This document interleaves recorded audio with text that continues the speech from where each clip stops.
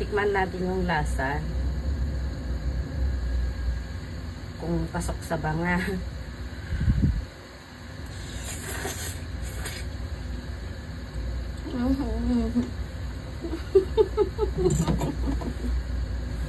Sarap. Tara, gawa tayo ng pansit udon. May olive oil na tayo dyan. Pang sahog, konti lang. Karne ng baboy.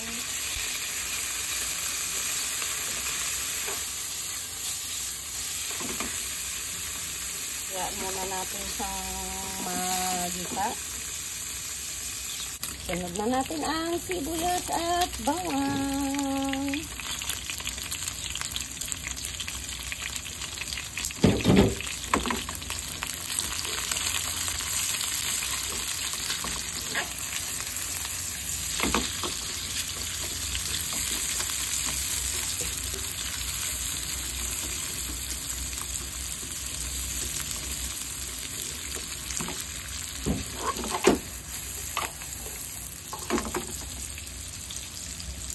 Tapos ang gulay natin, repolyo, carrots at kabuti.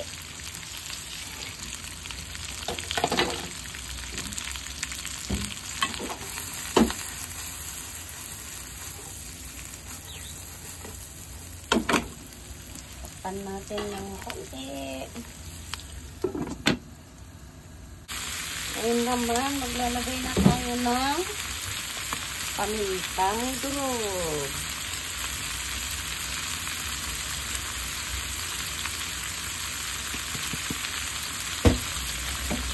Konting oyster sauce. Okay lang kahit walang oyster sauce.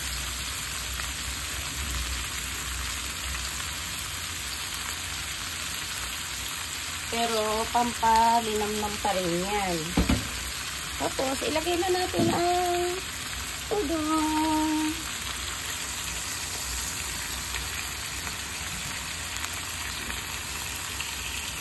At hahayaan lang natin siya dyan.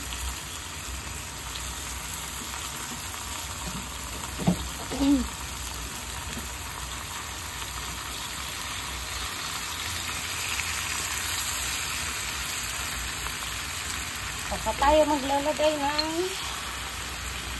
tubig na kahit kalahating tasa lang. Saka natin siya tatakpan. Ngayon, kumukulo na siya, kaya lagay natin sa ilalim ang udon natin para masiksik na yung tubig. Ayan. Luto naman na kasi yan.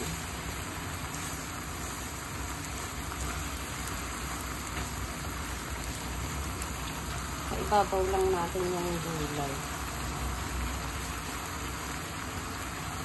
Takpan ulit natin.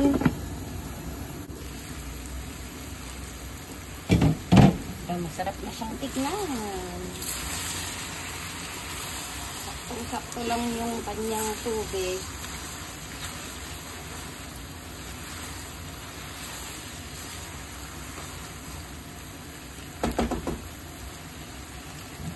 Kaya naman, ngayon tayo maglalagay ng patis.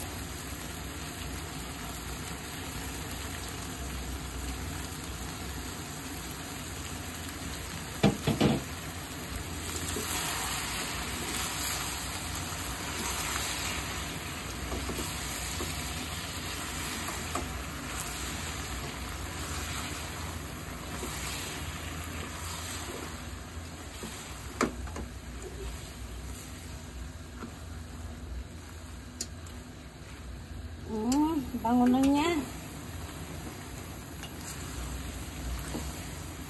Kung walang patis, pwede namang toyo. Kaya pag may mga bulag-bulag kayo dyan, pwedeng yun na rin.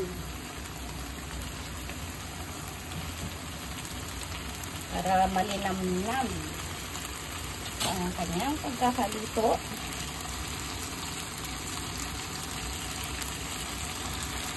Ayan, luto na ang ating pancit udon. Saktong-sakto na lang yung kanyang pagkakaluto. Para kahit hindi na magkanin yung mga anak ko. Yan, maganda naman sa tiyan kasi yan. Salamat po palagi sa panonood at support. Magandang buhay!